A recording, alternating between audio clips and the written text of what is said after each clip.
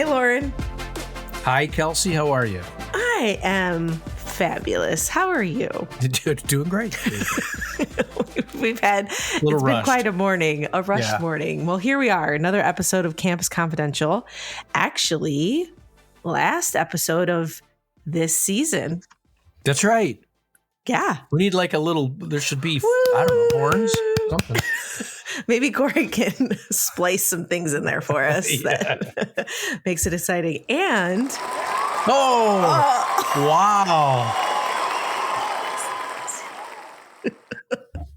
Look at that. Ask and ye shall receive. Yeah, I guess so. That wasn't even planned, people. I feel impressed. And it was a podcast party.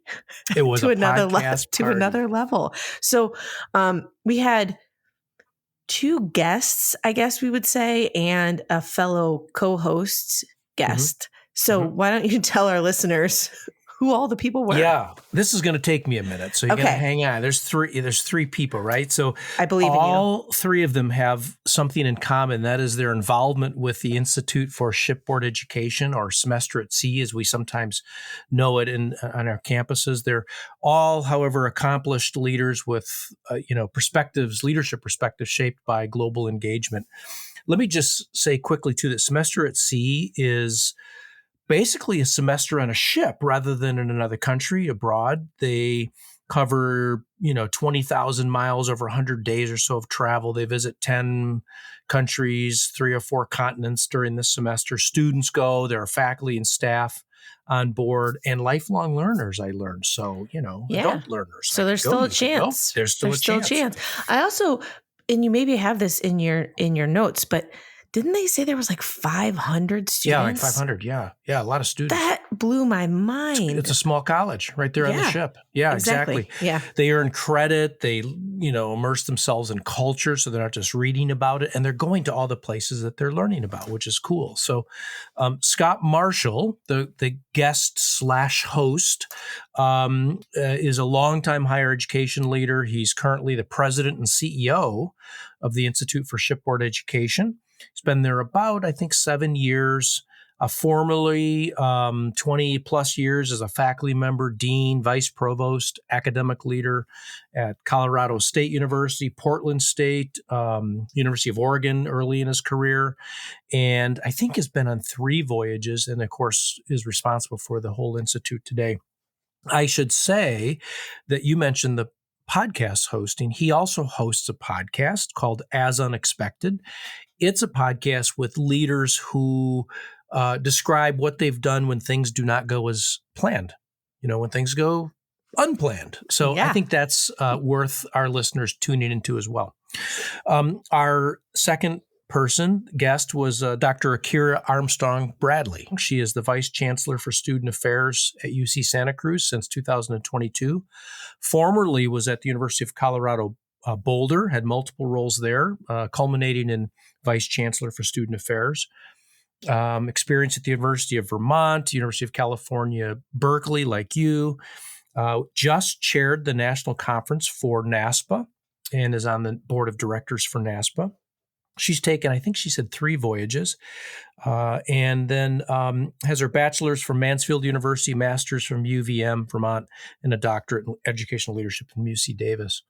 And then finally, Mark Ferne, who has spent 2 decades in a number of higher ed leadership roles. He was the VP for Student Affairs and then the VP for Advancement, most recently at the University of Alberta in Canada, and was the Dean of Students and then the VP for Student Affairs at Westminster University in Salt Lake City in Utah. He's been on 4 voyages, Dean of Students, Assistant Dean, Resident Director, and then most recently his partner was faculty, I think led the faculty perhaps on a voyage. So he went as the caregiver and partner with their toddler child and called himself the VP for, what do you say, domestic operations? Domestic relations or something. Something like that. Bachelor's from Capital, a master's in higher ed from the University of Maryland. So great group and kind of a different way to do it for us. I'm excited that hopefully listeners from both podcasts will hear both podcasts.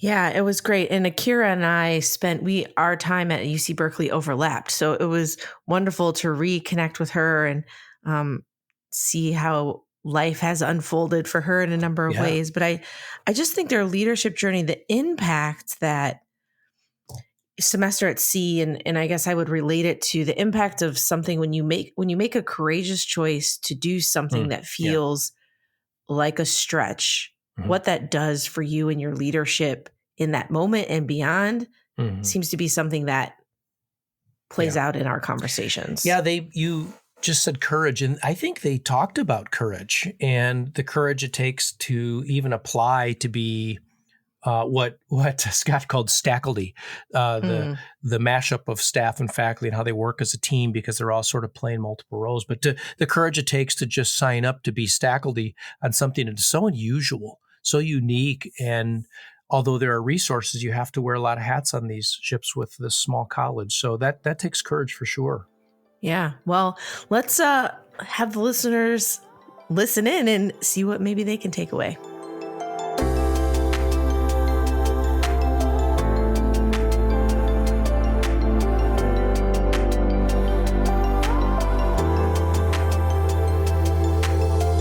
All right, here we are. We're at a podcast party. We have 3 guests, 2.5 guests, 2 different podcast host settings. We're Sounds like a sitcom. It does. Maybe this party should have been happening at 9:00 at night. I don't know.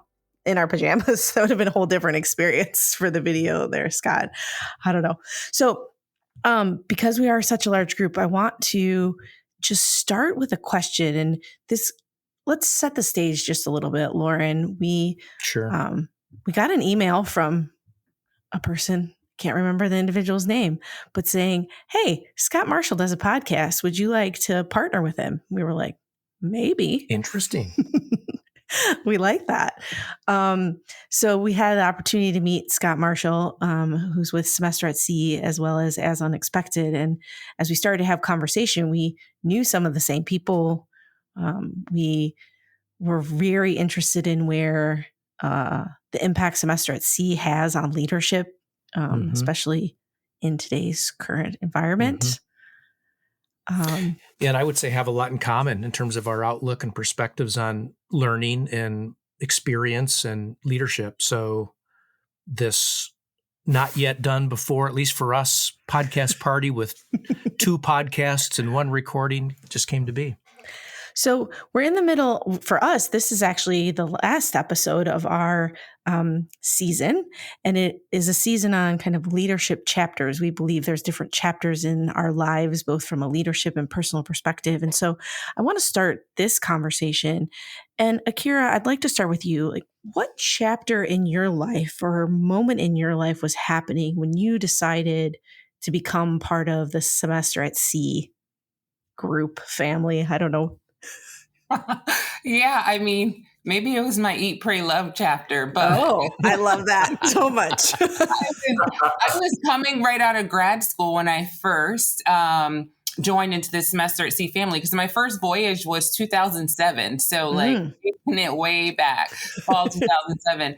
And I was in a resident director position, and I had never been out of the country at all. I'm first gen, like from inner city Philly. Most of my family had never been out the country. So what an experience for me. So I was so nervous and so anxious and yet so excited. And so I joined, I got picked, and that was like, for me, that was my job, right? I was applying for jobs and stuff right out of grad school. And it was like, nope, you're not going right into your full-time career. You're going to make a stop right now at Semester at Sea. And boy, was it life-changing. And I was like, I need more of that. It's kind of addictive, once you get there. And so I ended up doing another voyage in 2011 and 2012. So I've done 3 altogether. And in that chapter, I mean, I was kind of in my let's go, Akirah. I was at UC Berkeley when I did those 2, and I negotiated it into my role to be able to go. And those were the summer voyages. So they were shorter,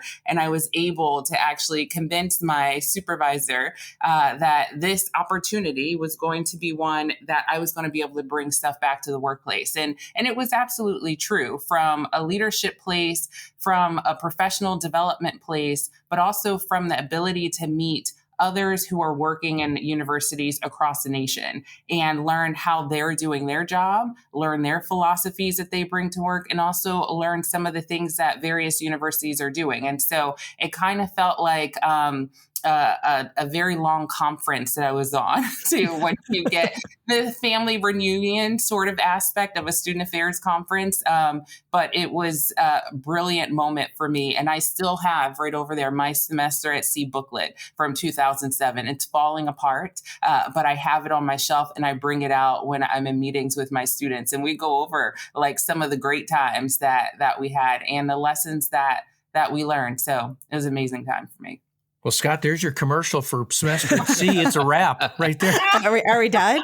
I also feel like I need to take a lesson from Akirah on negotiating my contracts. I did not. I was at UC Berkeley at the same time, and I did not go to semester at sea in the summer. Note to self. Future self. There's still time, Scott says. Okay, I'm making note of that. So just real quick, in 2007, did you go as a student? What was your role when you were on? Yeah, I was a resident director. Perfect. So I went as a resident director, and my kind of functional area was helping to do some of the fundraising and community service. So in every country I went to, I was helping to upright a community service event and give back. And that for me was one of the pivotal moments, I think, also into me donating and giving back to various organizations throughout my career, including higher ed and including various universities. And so it was an eye-opening experience for me.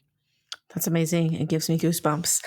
All right, Mark, how about you? What was your chapter in life when you decided to join the semester at Sea Family? What's your story? Yeah, similar to Akirah, to be honest. I was one of the lucky few that got the RD position right out of my graduate degree. So you were in your eat, pray, love phase too? I don't know if I'd call it that per se, but I depends if you ask some of my ex-partners, they would probably define it as that. Maybe. But yeah, it was a great opportunity. I was 26 years old, I think, and it kind of propelled my professional career. And what I think it did immediately was it had me focus on what I wanted my career path to look like. And I think it really helped me make those connections. Like Akirah said, it was a lot of professional development. My situation as an RD back then, it was the fall 2000 voyage.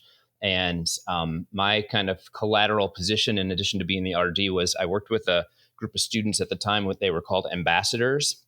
And they were basically the hosts of our interport lecturers and interport students in each country. I'm sure Scott may get into this, but we have folks in each country we visit, and some just come on for the day we arrive or the day we depart. Some are there for an entire section of the voyage leading up to the country that they're from. And so, for example, we had Desmond Tutu leading up to a visit to South Africa. I got to meet Fidel Castro on that particular visit. So it was like one of these life-changing things where you had those individuals you met with. So that was my first kind of chapter. And then I did it again in 2003, a summer voyage like Akirah, and I was the assistant dean of students at the time. And that was in the middle of SARS. So we did a reroute. The voyage changed just before we got on the ship. And because of SARS, so we missed out on some countries, but added New Zealand and Australia and Fiji, places that usually aren't on the semester at sea voyage itinerary, which was exciting. And then I did it in spring 16 as the dean of students. So that was in kind of a different chapter professionally for me back at my home institution in Salt Lake City at Westminster College. And then most recently, I sailed this last fall voyage in another chapter. I wore a T-shirt around that said domestic engineer. And basically, I joked that I was the vice president of domestic operations, and my supervisor was my 3-year-old toddler son, Finn. So all the students knew me as Finn's dad. Many found out that I had sailed 3 times prior, but I was just kind of behind the scenes, and my partner was director of global studies. And so she was the faculty member up on stage every morning teaching 500 students about what the countries are about going in. She's a marine biologist. And so I got to sit in the back and just kind of take in everything. And, they used me in different ways here and there, but it was a great way to kind of take a step back and think about leadership in that way. And of course you play what would I do differently, but it was still an interesting aspect to sail in that capacity. And your partner did an outstanding job. Thank you. Yeah. She's a rock star. She's amazing. That is amazing. I love that. And I feel like we're hearing a theme of you go once and you kind of get sucked in and you continue to stay. So Scott, I think for our listeners, I'm interested in, you really got sucked in. You're all in on semester at sea. So what chapter in your life were you at, and where were you at when you first started to engage with semester? Much later than Akirah and Mark. So although I was big into study abroad pretty much my entire life, visiting other countries, teaching overseas, leading study abroad, I didn't come across an opportunity to be on semester C until spring of 17. I was the vice provost at the time, had passed up sabbatical for many years, and very fortunately, my provost was willing to give me sabbatical. And even more fortunately, my wife was willing to take this jump and do most of the work for the visas for our kids and all of that. We wouldn't have gone without her full-scale effort to get our family on. So in January of 2017, my wife and our two boys, they were 11 and 8 at the time, jumped aboard the MV World Odyssey in San Diego and had a profoundly life-changing experience. I turned 50 on that ship, so you can see I was much later in my life than Mark and Akirah in this change. It was about halfway through that voyage, I learned about a vice president position at the Institute. And like about 0.15% of the academic world, I walked away from full professor and tenure and joined this small, mighty nonprofit that's based in Fort Collins, Colorado, and have never looked back. I've loved every minute of it, even though we've had some profound challenges as an organization through the pandemic in particular. As I shared earlier, I was on the last leg of the spring 25 voyage, and with my really clearly rose-colored glasses, I can still say that this experience, this learning experience, elevates student understanding of the world like I don't know if any other experience can. And it does that for the resident directors and the deans of students and the faculty. It just changes how people view and understand the world and operate then professionally otherwise. So, Scott, what are the characteristics, and actually two-part, the first one I have for Scott and then maybe the second part for Akirah and Mark, but Scott, what are the characteristics that you look for in people that will, you think, be effective staculty? Is that what you said? Staculty on the ship. And then Akirah and Mark, what are the ways then that experience impacted how you lead and serve others today, given that? So two parts, maybe related, but I wonder, Scott, if we could start with you. What are the things you look for, characteristics that would make for an effective staculty? Well, first of all, you said it very well. It's a really odd word. It's just the meaning that matters, right? Staculty, combining staff and faculty. And it really is the culture we set up on the vessel, that everybody's focused on student success and student welfare. So first of all, what's amazing is the quality of people we're able to hire. We hire 60 staculty per voyage. So twice a year, we're hiring 120 people. So in some ways, we are HR organization hiring and onboarding individuals. It's really a huge lift for us. And we're always getting master's qualified, highly experienced student life professionals onto the voyage. These are not people who, were just out of their undergrad experience and got to be a resident hall person, right? These are people with deep experience. So that's number one. Second, they just have to really show a deep curiosity and compassion.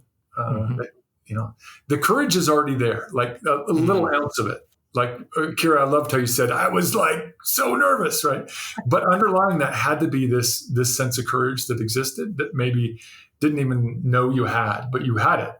And so we already recognize that they applied, but do they, in the interview process, really exemplify what we care about in terms of being curious and being compassionate about the other?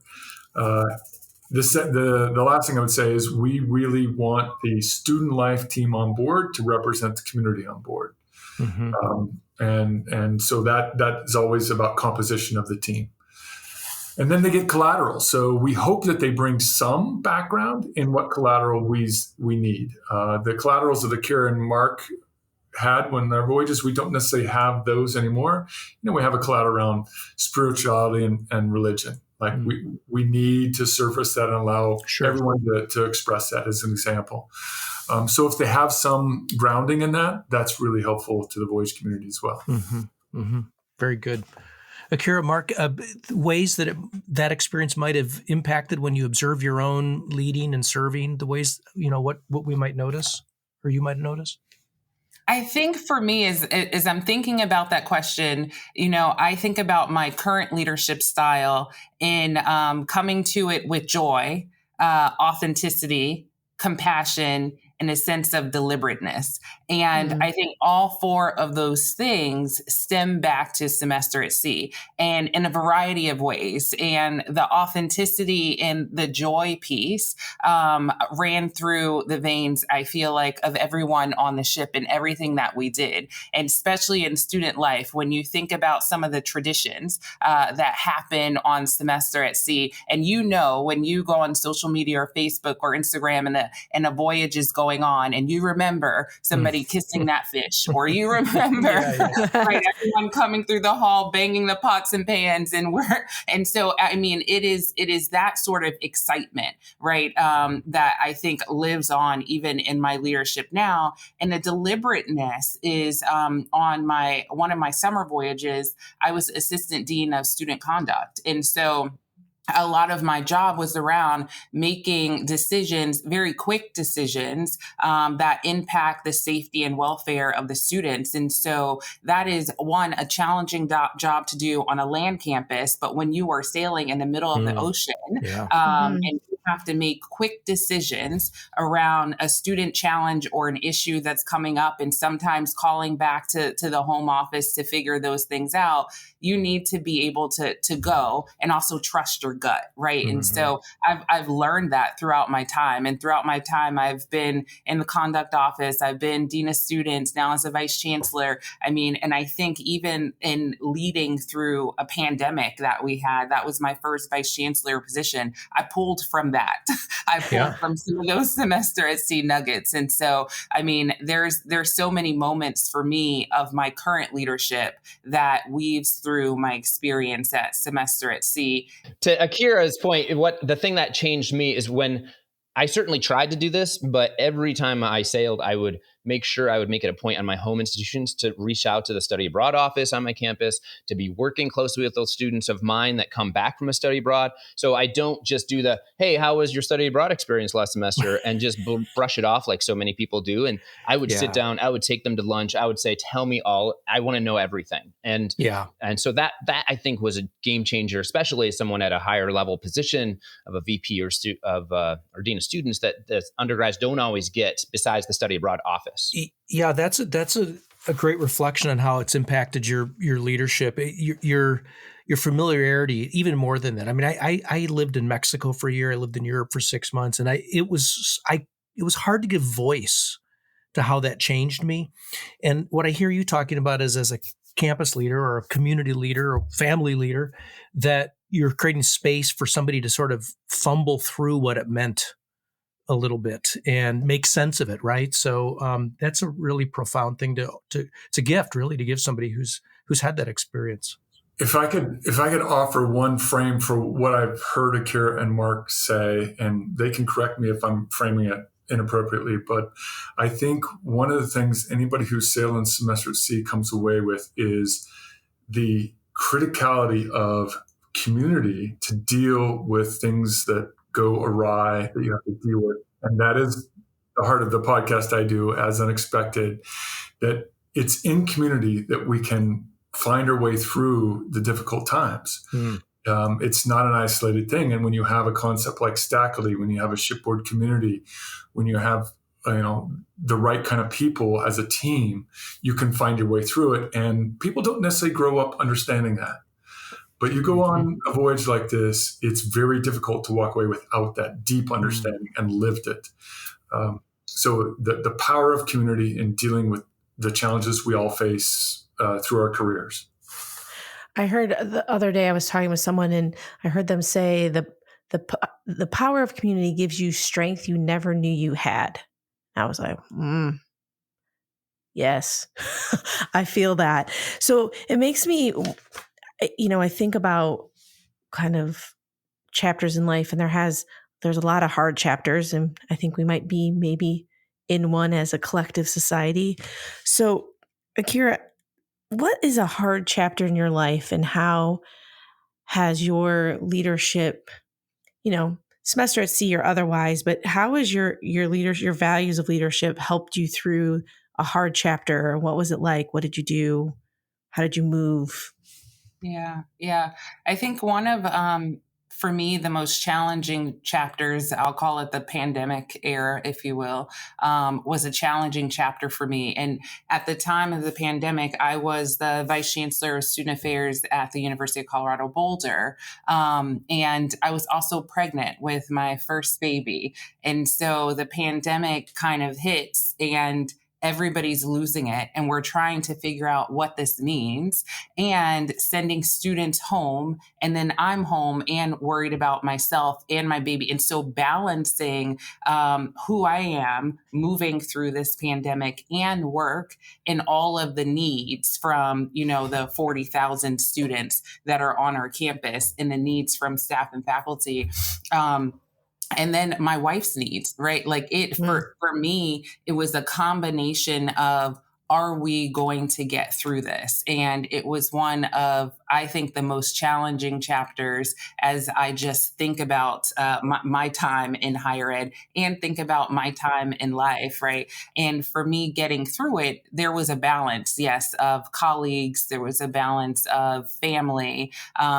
Zoom became everybody's friend, and all of those connections, and having kind of 6 feet stay away parties in the driveway of conversations. But this is also when I got connected to a lot of podcasts for me as well. And so trying to find ways of self-care, everybody was baking sourdough bread. I was too.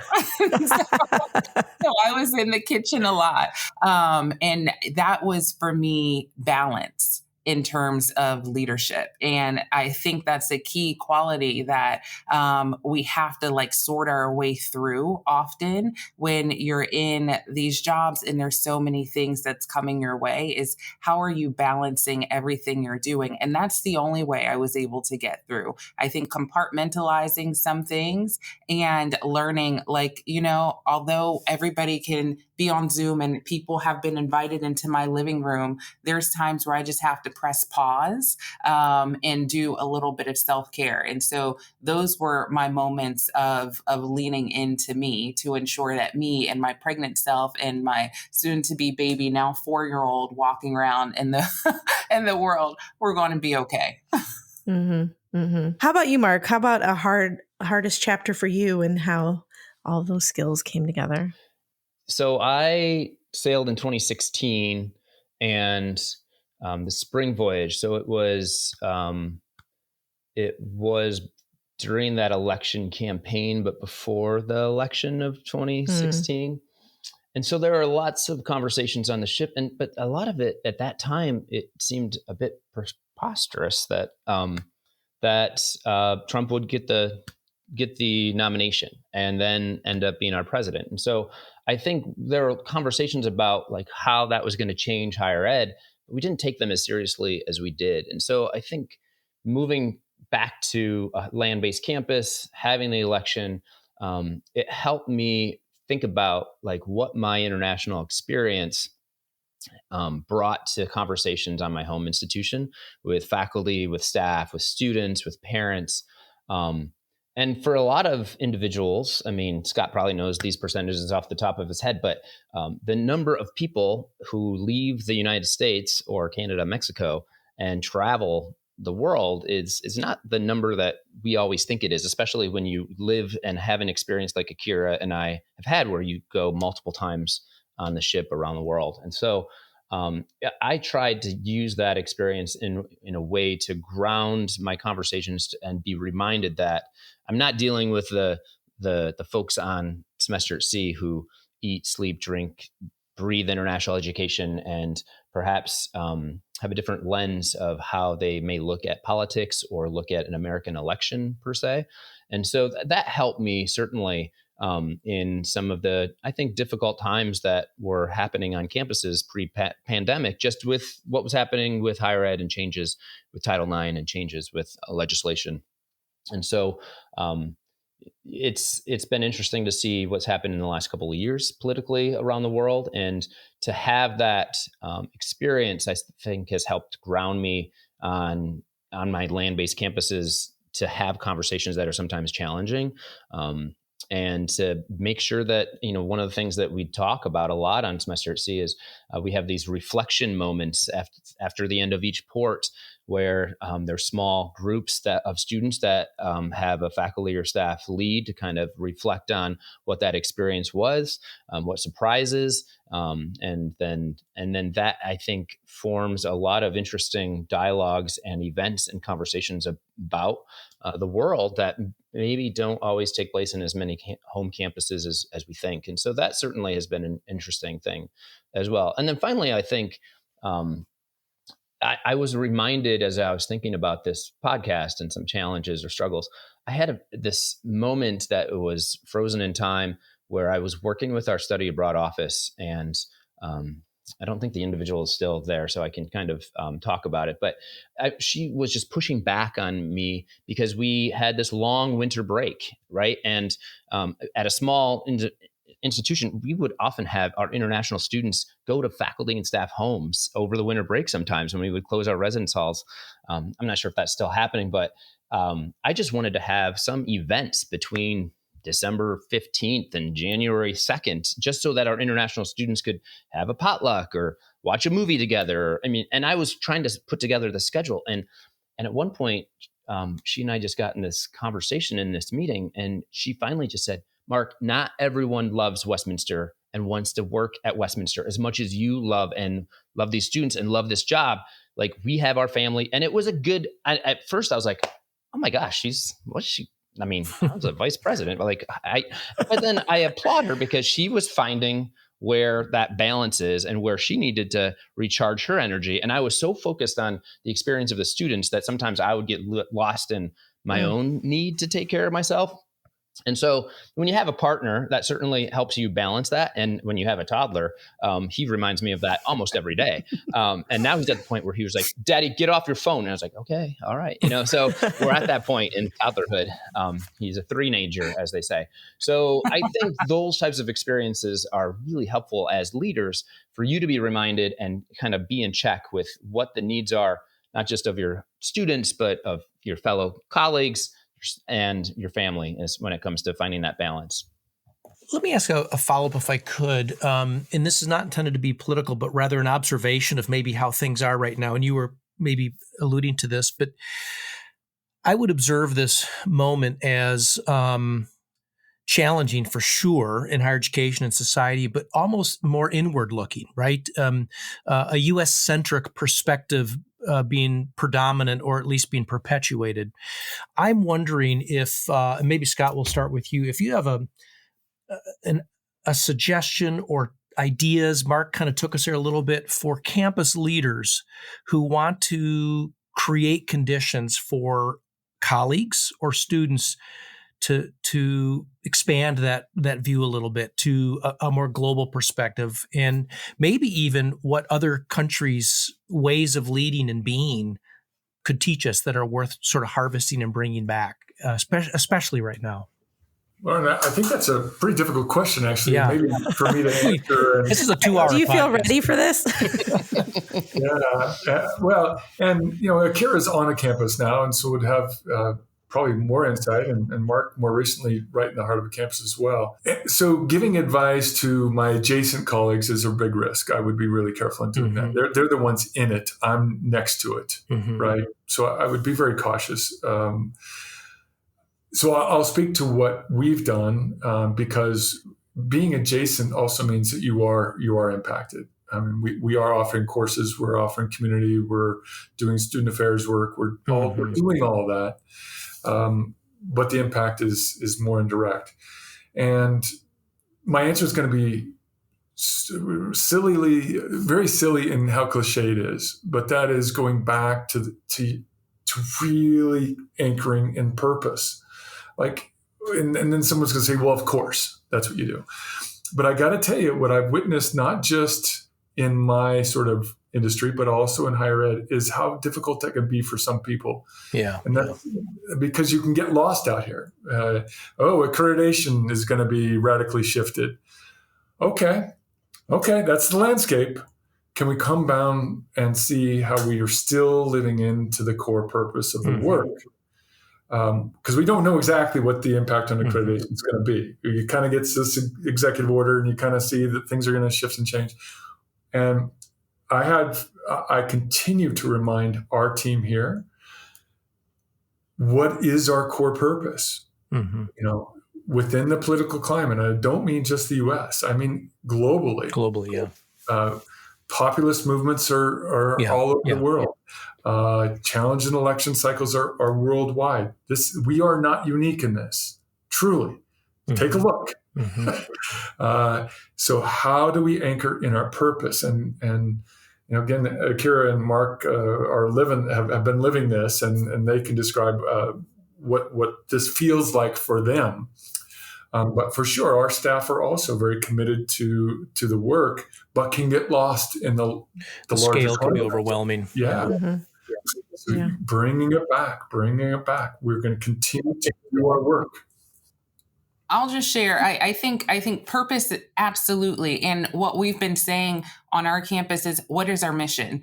And in each space that we're in, if there is a new policy or a new way that we're now supposed to be looking at X, what is our mission? What are we here to do? And it is to serve the next generation of leaders and continue to be educators. And so we keep doing that. Now, our students, I think, bring lots of questions. And as they're trying to learn and unpack a lot of it, there's a lot of confusion everywhere too. And there's also a lot of fear. And so I think that part is really challenging to manage because the fear is coming from a variety of places, depending on your walk in life, your experience, your status, et cetera.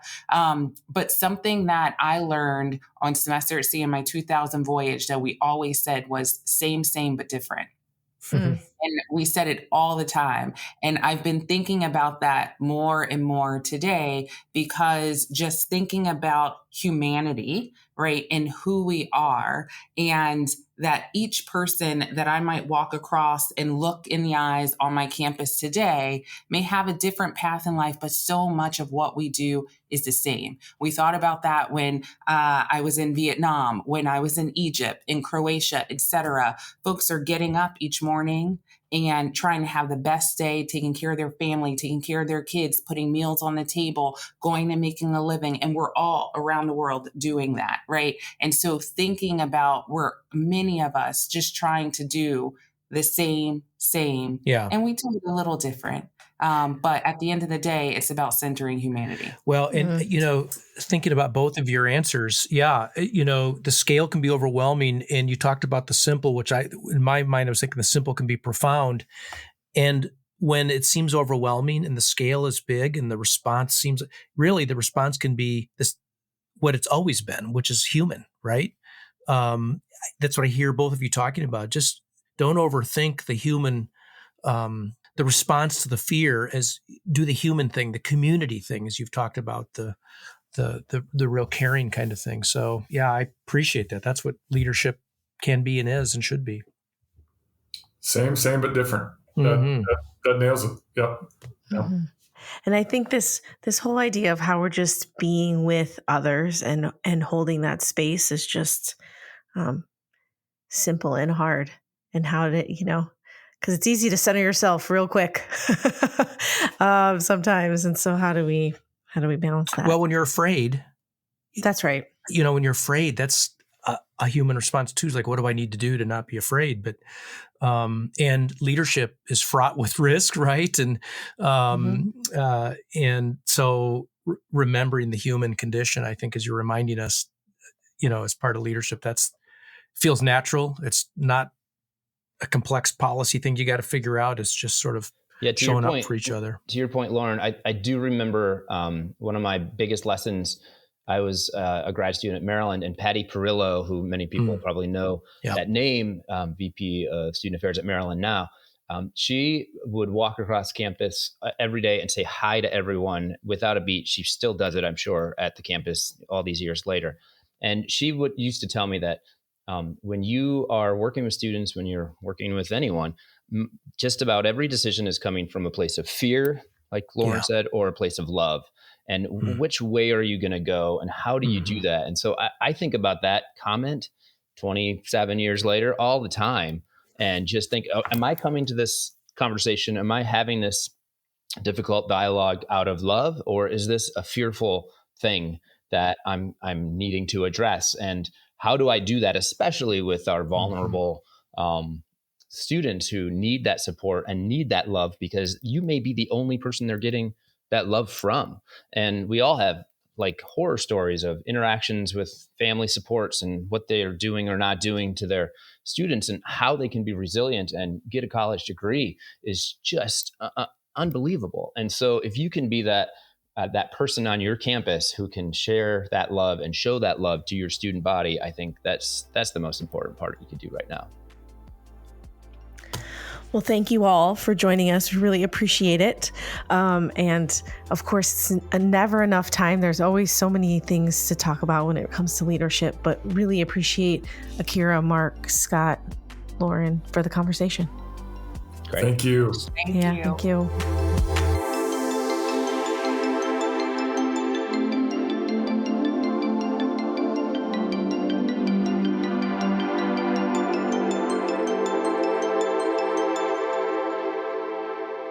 All right. Last episode of the season. Extra credit. All Loren just told me as we were hitting the record button, he has a quiz for me. Okay. Question 1. Best tailgate food as we think about next fall. Oh. Best tailgate food. Oh. Best tailgate food. I mean, like, I'm a chips and dip kind of person. I know that's so boring.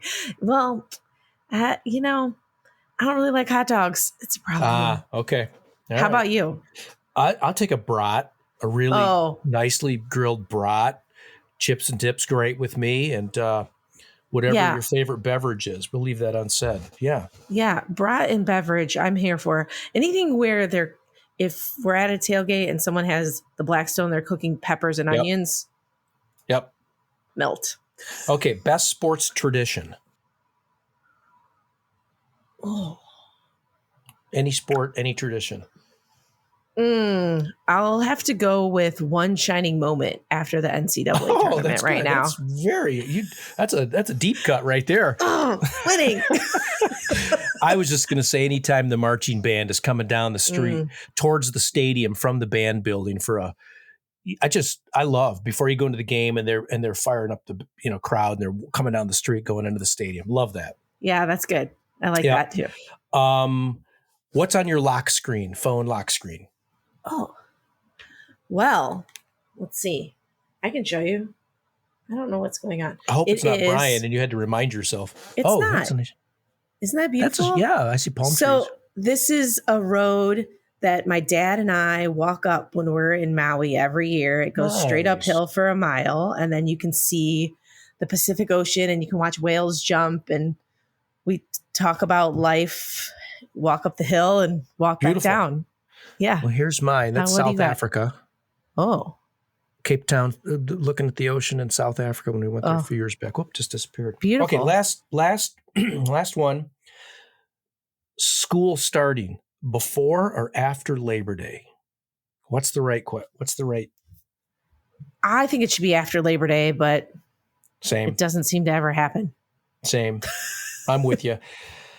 I think that's true for K through 12, but also even colleges, because I can remember some years where school starts, before Labor Day, and the football games before Labor Day, and the partying happened before Labor Day, and it's just, I agree. Let's get to Labor Day. like, let's let people have August as summer. Can we get a 3-month summer, June, July, and August? That'd be great. But I don't think that's going to change. Speaking of summer, here. We're going into summer, and I think we're going to do a mini season this summer. Yeah. What do you think? I think it's great, and I loved your idea. I hope I'll just spoil a minute here and say that Kelsey, for our listeners, say that Kelsey thought, normally we take the summers off, but this is such a hard time for leaders. And we've heard from listeners that the community they have with each other and hearing others sharing and going through the same thing, they hate to lose over the summer. So we're going to do something, right? Yeah. We're going to go to summer camp. Loren came up with a name, which I absolutely love, summer camp. So, we're going to, our intent is to bring kind of the same group of people together a couple of times and just chit chat about what's happening and what's working for them, what's not. Hopefully we'll give you all a few little nuggets. So be on the lookout for us. You'll hear from us hopefully once in June and once in July. Yep. A little more casual, like we're sitting around the campfire at the summer camp, right? Yeah. Yeah. We won't be cooking any s'mores. I don't think there'll be any fire pits. But we'll see. Maybe chips and dip and that beverage of choice. All right. Well, until then, hope everyone has a great start to their summer.